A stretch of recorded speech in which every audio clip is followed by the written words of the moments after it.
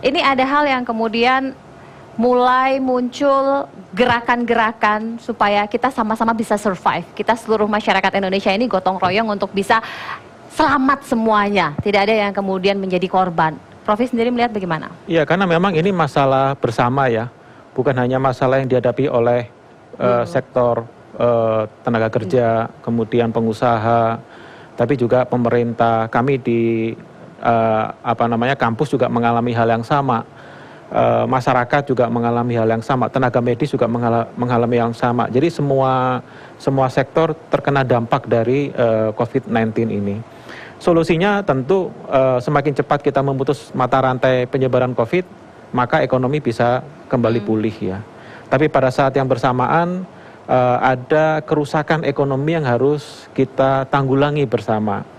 Ada memang pekerjaan pemerintah, ada pekerjaan dari dunia usaha, ada pekerjaan dari komunitas, masyarakat, dan juga ada pekerjaan masing-masing individu. Jadi menurut saya semuanya mengalami dan mendapatkan beban kewajiban yang berbeda-beda. Nah, kalau kita kembali ke topik kita hari ini, tentu saya sepakat tadi mem-PHK karyawan itu adalah pilihan yang terakhir. Pilihan yang paling sulit bagi pengusaha. Bagi mereka yang terkena dampak PHK juga sebuah kenyataan yang pahit ya. Memang tentu ini persoalan yang kompleks di Indonesia. Solusinya memang bisa dari sisi dunia usahanya diberikan stimulus, kemudian juga bagaimana safety net dari mereka terkena dampak PHK juga dikurangi bebannya. Jadi ada dua strategi sebenarnya. Dan sebenarnya pemerintah kalau saya perhatikan sudah menginisiasi beberapa rencana program untuk baik membantu dunia usaha untuk mengurangi overhead cost.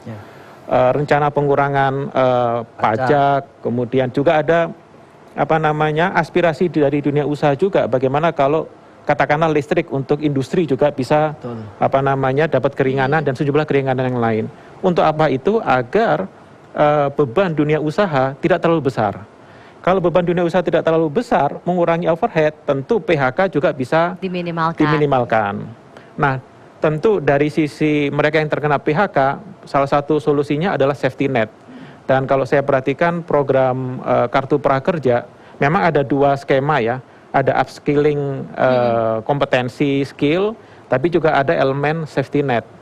Dan kalau saya perhatikan, Kartu Prakerja ini kan bagian dari sebuah ekosistem program pemerintah.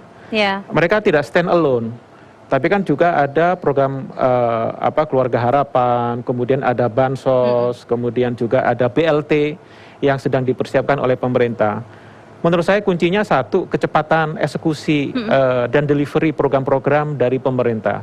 Semakin cepat itu terdelivery, maka akan dengan cepat juga akan membantu baik dunia usaha maupun mereka yang terkena dampak PHK atau perumahan dirumahkan. Intinya adalah kecepatan, kira-kira seperti itu. Tetapi bagaimana kemudian yang belum terfasilitasi atau belum tercatat? Seperti apa kemudian usaha yang bisa dilakukan? Sebentar lagi kita akan lanjutkan diskusinya, jangan kemana-mana, tetaplah bersama kami.